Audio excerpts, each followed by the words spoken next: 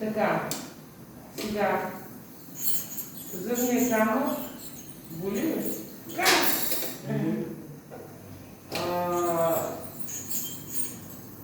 Това е така.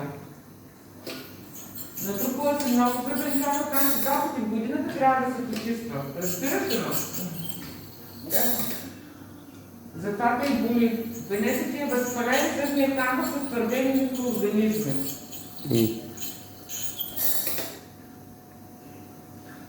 Отвори хубаво.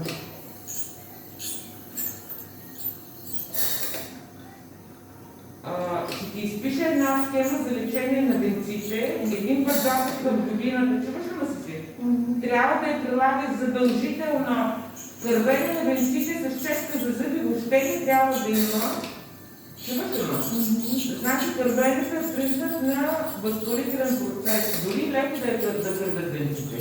Изпълнала. Изпълни. После ще ги полираме.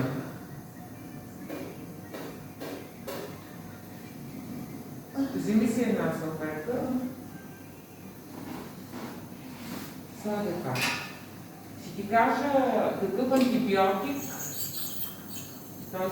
Витамин С е задължително. Витамин С спира кървенето. И каква паста за зъби. Зъбите са минат 3-4 пъти на ден. Задължително сутрин и вечер. Електрическа чашка имаш ли? Не.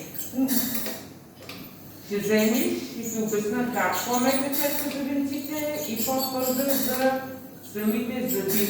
Езика се чешка също. Достатъчно. Изпред.